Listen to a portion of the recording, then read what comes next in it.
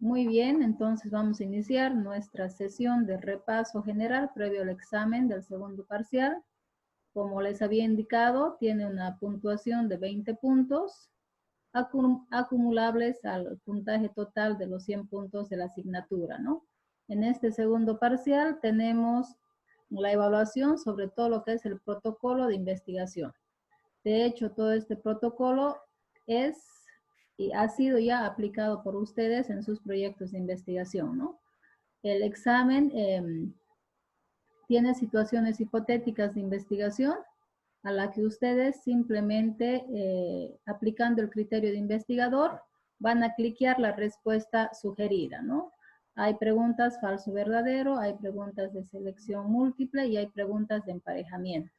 El examen es cerrado, no hay preguntas abiertas, entonces inmediatamente ustedes tienen su examen, cierran el examen y tienen su evaluación, cosa que también facilita la observación de su desempeño en la asignatura, ¿no?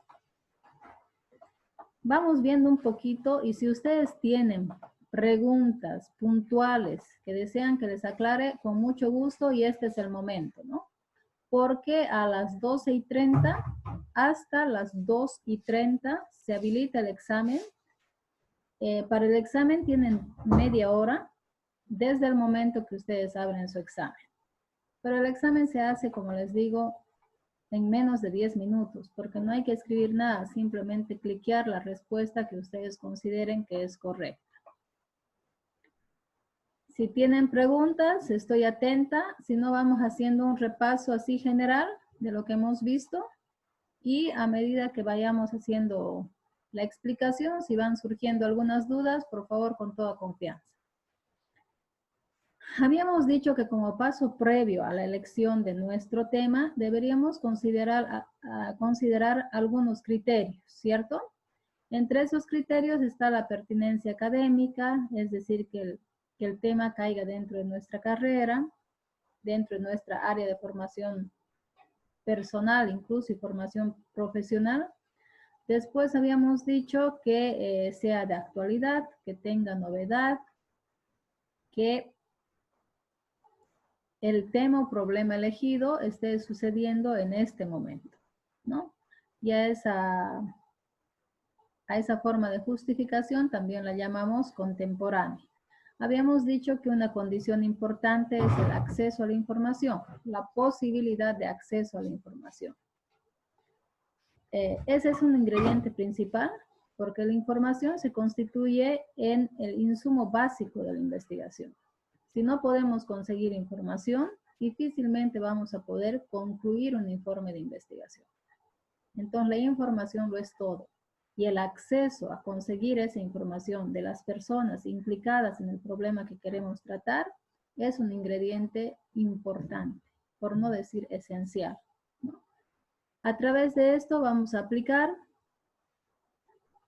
las técnicas de investigación de campo, que ese es un requisito para los proyectos de investigación que van más allá de la simple monografía, ¿no? Por eso no estamos llamando monografía a nuestro trabajo, sino más bien un proyecto de investigación aplicada.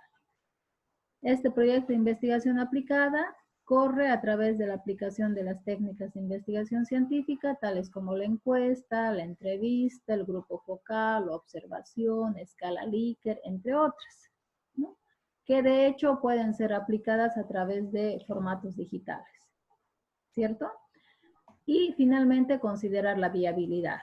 Entonces, que corresponda al área de nuestro estudio, que tenga relevancia social, que sea de actualidad, que nos permita el acceso a la información, que podamos aplicar técnicas de investigación como encuestas y demás, y finalmente que consideremos todo el despliegue de recursos para llevar adelante la investigación. Esos son criterios preliminares previos para elegir nuestro tema. Una vez elegimos nuestro tema, ya vamos desarrollando el protocolo, ¿no? El protocolo que en su capítulo 1 expone todas las cuestiones metodológicas. En la situación problemática, exponemos en contexto la problemática que nosotros queremos resolver. Entonces, si estoy haciendo mi investigación en la universidad, debo hablar de la universidad y abundar en detalles que me hagan comprender que estos problemas están sucediendo en este lugar, ¿no? Nada más. La formulación del problema podía ir en una pregunta o en una afirmación, y en la formulación del problema simplemente indicábamos aquello que en definitiva el investigador quiere conocer. En definitiva, ¿qué quiero conocer? En el caso de Luciana, en definitiva, quiero conocer la percepción de los docentes y estudiantes respecto de la efectividad de las clases virtuales, por decir algo, ¿no? En el caso de Stephanie, la percepción de la ciudadanía respecto de los bonos que está otorgando el gobierno en tiempos de pandemia. En definitiva, ¿qué quiero saber? ¿Lo expreso con una interrogante o con una afirmación? Los objetivos en su formulación tienen algunas especificaciones. Entre esas especificaciones está el constituirse en los propósitos finales de la investigación, tanto así que las conclusiones se elaboran dando cuenta de su cumplimiento parcial o total del objetivo, ¿no? Ya habíamos dicho siempre que nuestro norte en los proyectos de investigación lo constituyen los objetivos. Todo lo que hacemos es para cumplirlos. Deben ser redactados con verbos en infinitivo. No deben explicitar las técnicas de investigación a utilizar.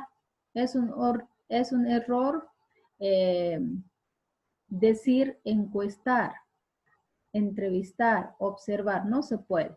Sabemos que sí son medibles a través del uso de alguna técnica, pero no escribimos de manera explícita la técnica. ¿Está bien? Deben estar ordenados de manera lógica y secuencial. Pueden ser entre 4 a 6, ¿no? Y los objetivos específicos son ese conjunto de acciones que me permiten el logro del objetivo general. En la delimitación tenemos la delimitación espacial que designa lugar, nada más. ¿Dónde estoy haciendo mi investigación? Pero de forma precisa. No puedo decir voy a hacer mi investigación en Bolivia o en Santa Cruz. No, Universidad NUR.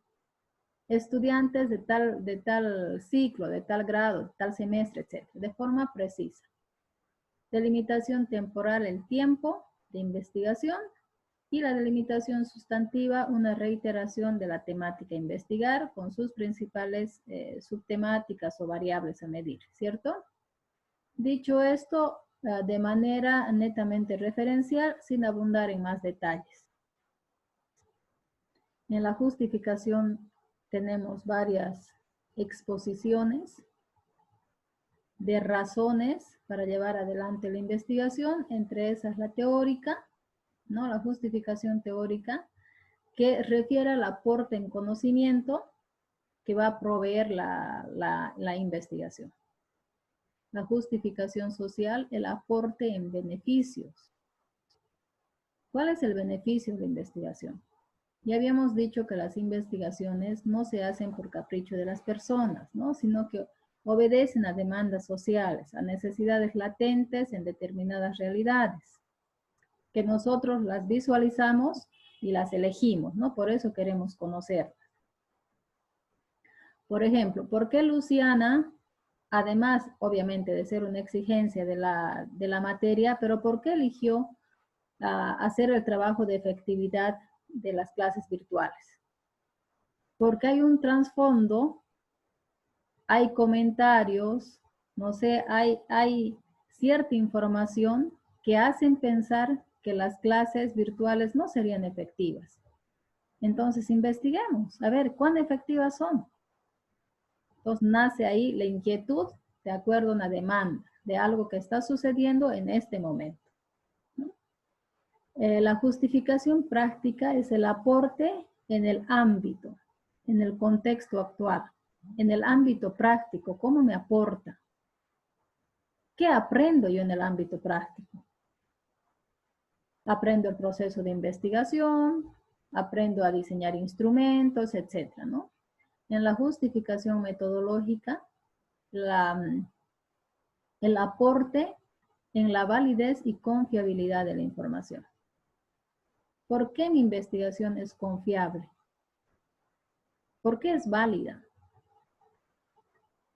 Y ahí argumento que es válida principalmente porque estoy utilizando un método que me da una secuencia de pasos a seguir, porque estoy utilizando técnicas de investigación para conseguir información, porque estoy siguiendo un proceso lógico y secuencial, ¿no?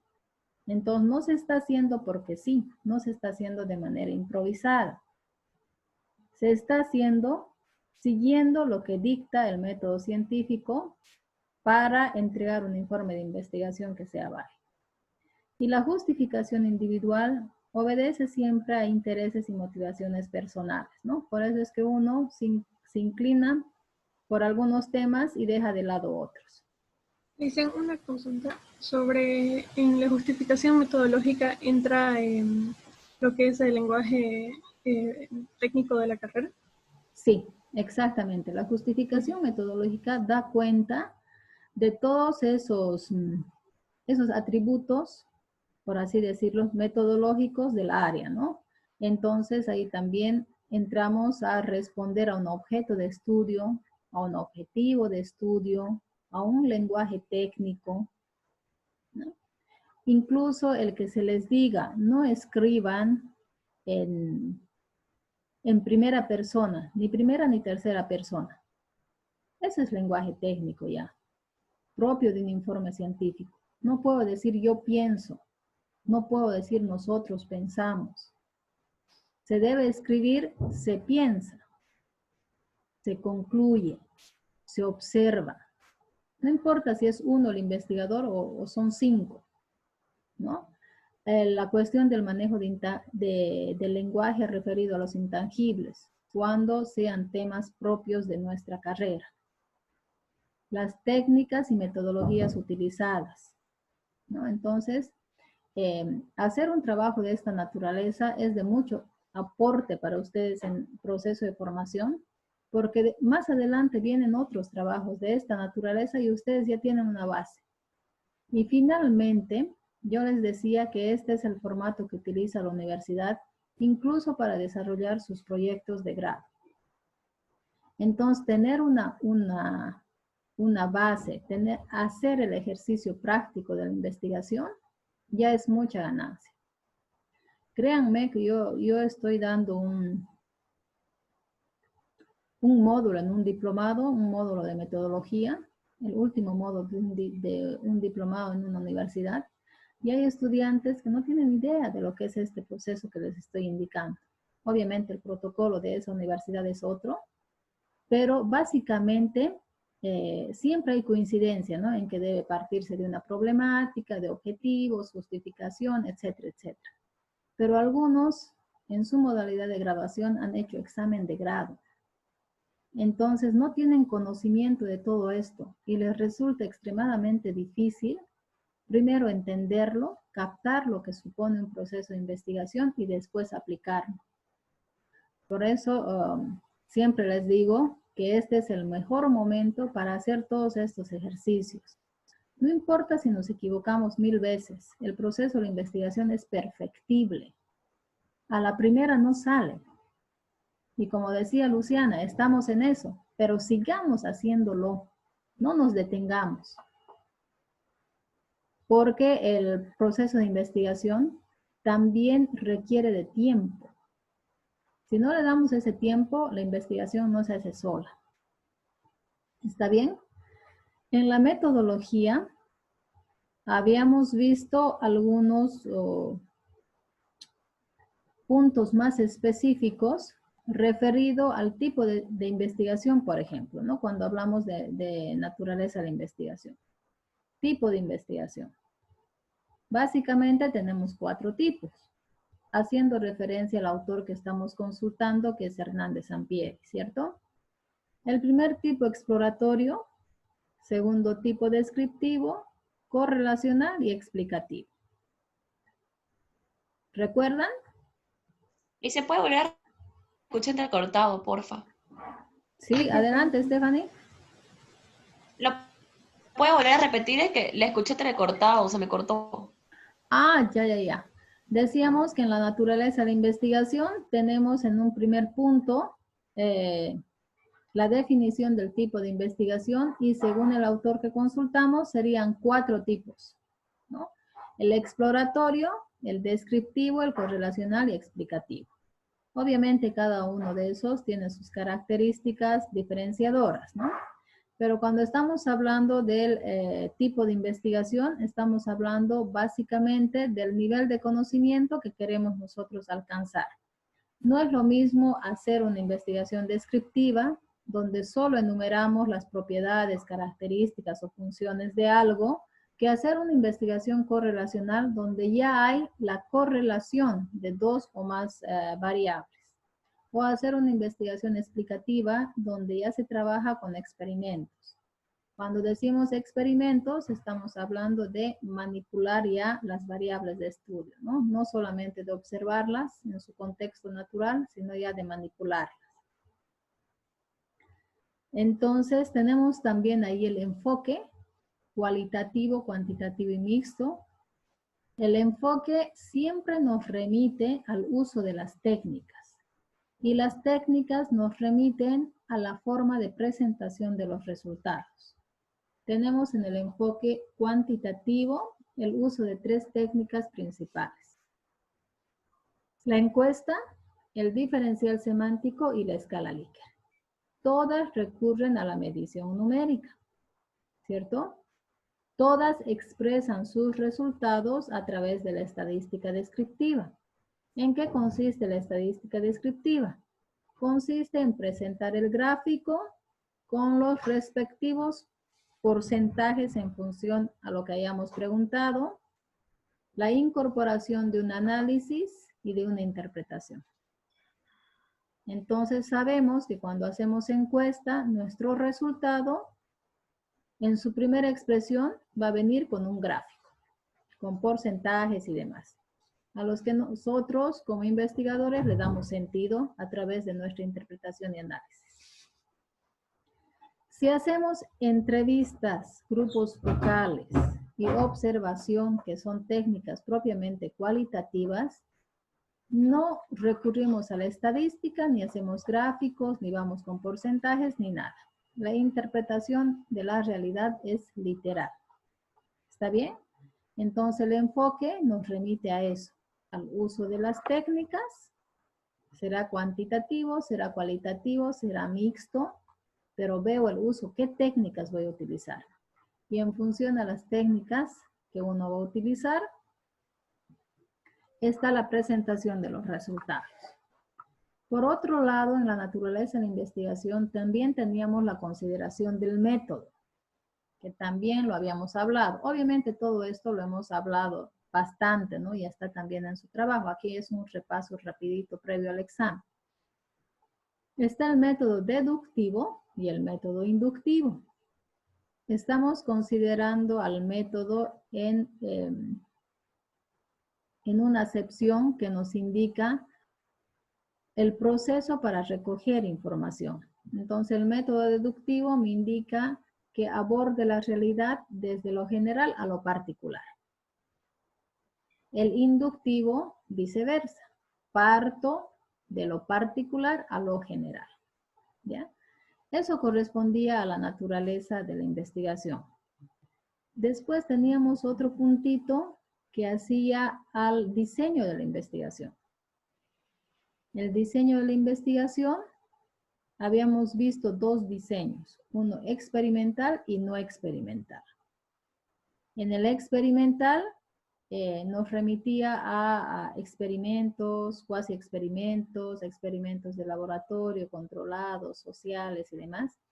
Y la no experimental nos remitía a observar la realidad de forma natural sin alterar nada, ¿cierto? Entonces, 2 diseños, uno no experimental y otro experimental. Los no experimentales podían ser de 2 formas. Transeccionales, observación de la realidad en un momento único, y longitudinales, observación de esa realidad desde su inicio hasta su final, es decir, todo el proceso. Por eso se llamaban longitudinales o evolutivos. Uno veía la evolución desde que inicia hasta que concluye. ¿Cierto? Eso en la parte de naturaleza de la investigación. El proceso de la investigación no tenía más misterio porque de acuerdo a las etapas que vayamos trabajando, el proyecto simplemente era indicar en qué estamos, en qué etapa estamos. Estamos en la etapa de diseño de instrumentos, de elaboración del marco teórico, de aplicación de los instrumentos, etc. La delineación de la investigación eran actividades por cada objetivo específico. Si mi objetivo específico era determinar la percepción de los docentes respecto de algo, ¿qué actividades voy a realizar como investigador de manera práctica y en el campo de la investigación para conseguir ese objetivo?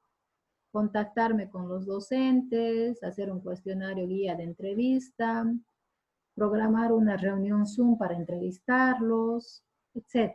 ¿no? Por cada objetivo específico, ¿qué actividades yo como investigador trabajo para lograrlo? La población y muestra. En la población y muestra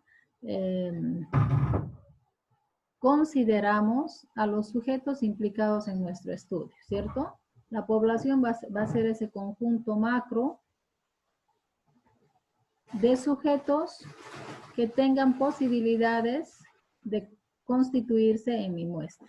Y la muestra va a ser un subgrupo de esa población, ¿no? Recuerdan que hacíamos el ejemplo de que la población sería como una torta y la muestra como una porción que extraemos de esa torta. La muestra debe ser representativa en sus características de calidad y también debe ser representativa en cuanto a la cantidad. Hablando de eso, habíamos también mencionado los muestreos probabilísticos y no probabilísticos, enunciando varios subtipos, ¿no? Probabilísticos al azar, sistemático, estratificado, conglomerado, por el otro lado, por juicio, de conveniencia, incidental y demás.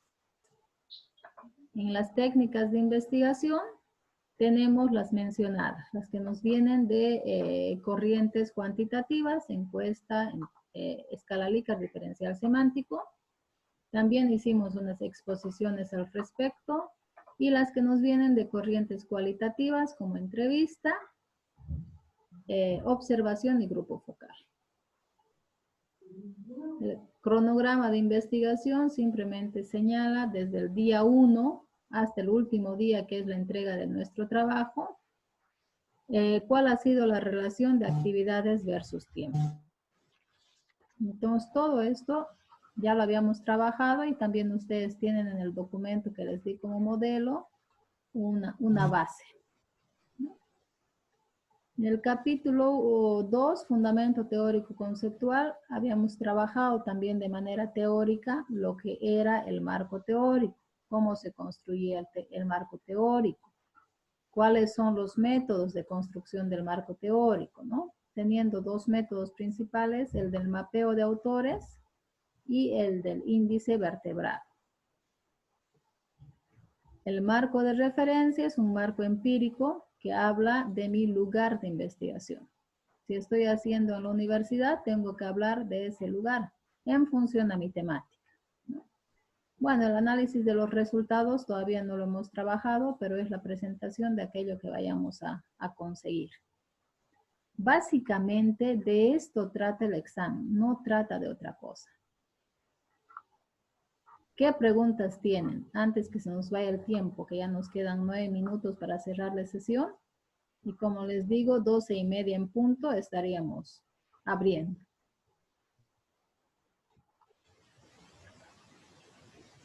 Lisa, disculpe, el examen tiene una duración de 30 minutos, dice, ¿no? Sí, desde el momento que ustedes lo abren, ¿no? Entonces, si usted abre su examen a la 1 de la tarde, se va a cerrar 1:30. Ya, Lisa. Sí, está desde 12:30 hasta, como les digo, son preguntas bastante sencillas de todo esto que hemos repasado. Obviamente deténganse a pensar un ratito antes de cliquear, pero creo que con este repaso hemos abordado todas las temáticas. Hay algunas, como les había dicho en la anterior clase, hay unas situaciones hipotéticas de investigación en la que ustedes deben elegir, ¿no? Yo les planteo una situación X, para tal investigación, marque cuál sería el objetivo. Entonces ustedes revisan lo que yo les he planteado, 4 objetivos, obviamente 1 está correcto y 3 son incorrectos y ustedes marcan de entre eso. Entonces no tengan temor que les va a ir muy bien, y si han estado regularmente en clases, les va a ir excelente, ¿no? Porque es lo mismo. Haciendo un paréntesis, necesito que sí o sí, no sé si lo han presentado en el espacio de la plataforma, pero sí o sí deben enviarme sus avances, ¿no? A los avances ya le vamos a poner una calificación, ¿no? Por eso estoy insistiendo tanto, porque además el avance del proyecto vale 30 puntos. Entonces es mucha nota como para que ustedes la desestimen. No sé si lo han puesto en el lugar de tarea de plataforma. Ojalá lo hayan hecho. Voy a entrar a revisar eso. Si no, mándenmelo, por favor, no importa el WhatsApp, pero mándenmelo hoy día. Ya, en función a eso, vamos a ver el siguiente paso. Nosotros lo subimos a la plataforma hasta donde habíamos avanzado, ¿no? Claro, exacto, perfecto. No, muy bien. Si lo han subido, queda excelente. Yo voy a entrar y lo voy a rescatar y ya les voy a poner las observaciones para seguir avanzando, ¿no? Lo que toca hacer, como les decía a sus compañeras cuando iniciábamos la sesión, es inmediatamente ponernos a diseñar nuestros cuestionarios, es decir, elaborarlos, hacer nuestra batería de preguntas. Primero lo hacemos así en físico, lo revisamos y después trasladamos esas preguntas al formulario de Google. Paralelamente hay que hacer la base de datos de nuestros contactos, ¿no? Por donde ustedes van a solicitar la información. Por ejemplo, Marines, que está haciendo su trabajo sobre padres de familia y toda la cuestión de clases virtuales en el colegio, tiene que tener una base de datos. Me imagino que tiene grupos, si tiene niños en el colegio o en la escuela, sí, grupos de padres de familia y demás, ¿no? Sí, entonces hay que hacer la solicitud de llenado y todo eso. Y todo eso lo vamos a trabajar sí o sí este mes porque no hay más tiempo. Entonces ya en julio, la primera semana, más o menos al 5 de julio, se habilitan los exámenes finales. Con eso estaríamos concluyendo ya nuestro avance, ¿no? Sí, asimismo, las autoridades, la coordinación y todo eso nos han pedido que en este último mes solicitemos su presencia en clases, ¿no? O sea, después los mismos estudiantes van a ver que los resultados no son buenos, pero es porque no han asistido a clases. Ustedes saben que en el presencial, si yo me falto 5 clases, estoy fuera, ¿cierto? No puedo dar mi examen final. Entonces, esa es la exigencia que nos han hecho conocer en la última reunión, la necesidad de regularizar las clases de los estudiantes. Entonces, yo les ruego asistir. Nuestras sesiones son solamente una vez a la semana. Háganse tiempo y traten de estar presentes para después no tener dificultades, ¿no? Porque uno después no sabe ni cómo justificar. ¿Por qué no entramos a clases siendo que estas ni siquiera son presenciales? Entonces yo les motivo a generar un nuevo impulso en este último mes para que todos salgan pues con buenos resultados, ¿no? Que todos aprueben, que nadie se quede, que es lo que queremos, ¿no? Y que los proyectos de investigación se los pueda mostrar a coordinación y se diga a los estudiantes, han hecho un buen trabajo, aquí están los resultados, que también ese es el encargo de las autoridades. Ellos así miden la calidad educativa de la universidad en general. Entonces, bueno, faltan 3 minutitos. Si tienen alguna pregunta, por favor. Si no, yo les deseo mucho éxito en su examen. Y estamos en contacto por plataforma y WhatsApp. Y les espero el día jueves a las 11:30, como siempre. Listen, disculpe una consulta. Ahí en el marco teórico usted nos mencionó lo que era el mapeo de autores y el índice vertebral, ¿no es cierto? Exacto. Punto. Y en el marco conceptual. En realidad es lo mismo. El marco teórico conceptual es es el mismo trabajo de revisión de literatura. No sé si usted, Marinés. Sí, listen. Marinés, ¿ha estado usted en la clase que hablamos del marco teórico? Sí, ¿no ve? Sí, estuve, listen. Estuvo, ¿no ve? Entonces ahí hemos hablado de la perspectiva teórica, de las funciones del marco teórico y demás, ¿no ve? Pero cuando hablamos del marco teórico conceptual en función a los métodos es básicamente lo mismo. El índice del mapeo de autores y el índice del vertebrado, ¿no? Que es hacer una relación, como nosotros sabemos hacer nuestros índices, de los títulos y subtítulos que estarán en nuestro fundamento teórico.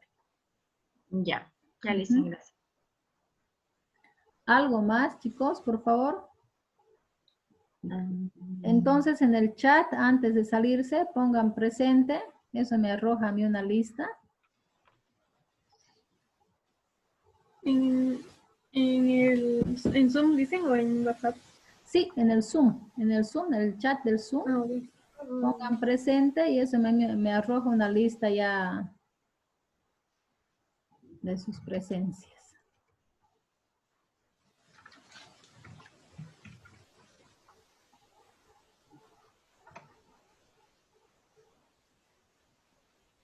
Como materia nos queda solamente trabajar un tema, que es el tema de los tipos de investigación que hay en relaciones públicas, pero es un tema bastante teórico porque nos habla de modelos de investigación, de los paradigmas de investigación en relaciones públicas, de sintagmas de investigación, de enfoques. Lo vamos a trabajar desde la próxima semana, pero como les digo, esa es teoría que se avanza muy rápido. Lo que nos interesa, y les vuelvo a recalcar, es que avancen en sus proyectos. Si les falta su marco teórico, no esperen que les diga haga su marco teórico. No, vayan trabajando su marco teórico, los marcos que correspondan. Y sobre todo, trabajemos en la elaboración de nuestros cuestionarios. Bueno, ahora sí les dejo, deseando éxito en su examen. En cualquier ratito se corta. Y Listen, bueno, disculpe, del mío le he mandado de la cuenta de mi hijo, es que no quiso ingresar de mi celular y todavía de su computadora. Entonces está como Ezequiel Arredondo, si no me equivoco. ah, ya, perfecto. Ya le puse mi nombre. Ah, bien, sí. Muy ya. bien, María René.